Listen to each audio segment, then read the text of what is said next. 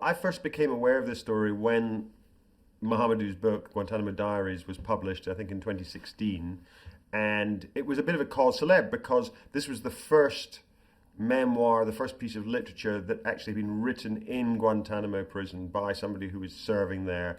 And of course, the whole way that it was brought out was in redacted form. It was published, it was a sort of great coup by the publishing company actually to bring out the book with all the redactions, so all the black lines through it. And so, sometimes there were page upon page that was just blacked out, blacked out, blacked out. And of course, as a kind of physical object, it had this amazing power, and it spoke to the kind of the control and the censorship of the American state. And so even though Mohamedou's voice was being heard, it was still being censored, still being controlled.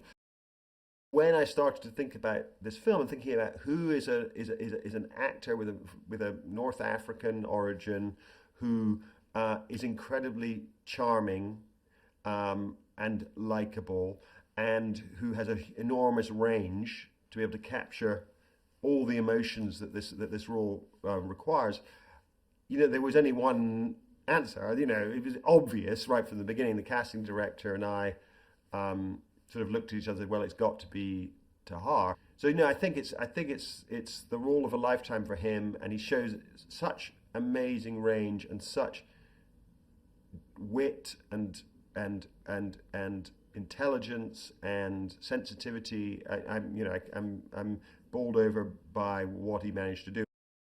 Jodie is an actress who's known for doing, through her career, a lot of really entertaining kind of films, very Hollywood kinds of films. I don't think she's done anything that's really political or anything that's a kind of indie movie in this kind of way. And so I think it was very exciting for her to do something so different than what she's done before. And I think obviously most of her career these days she's being a director and being a producer. And it has to be something that really sort of appeals to her on some fundamental level, I think, for her to respond and to engage with it. Benedict, had to, in a way, take he's got, I think, the hardest role in this film, because he has to play a man who I think a lot of the audience will think is deeply unsympathetic to begin with. But right from the beginning, you feel like, okay, this guy he's part of the group, he's part of the military machine, but there's something about him which is more thoughtful, more kind of humorous, and he has a great sense of humor, the real Couch. And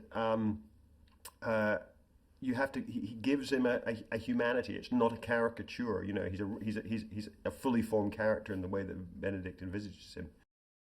The only point in making something that has a political point of view is if you're going to reach a wide audience and maybe make them think a little bit in a way that they haven't before, make them go and look something up on Wikipedia that they haven't before. And so you need to, there needs to be a lot of sugar in with the medicine. And I think I saw the opportunity in this film to make something that is a thriller, and which hopefully, has that edge of the seat quality, but also a film which is about really wonderful characters who you fall in love with, and particularly Tahar. And I think one of the things that I'm so pleased with is in the film is that, even an audience who go in with an antipathy towards, Middle Eastern males accused of terrorism or on the fringe of terrorism, cannot help but fall in love with this character, with this man.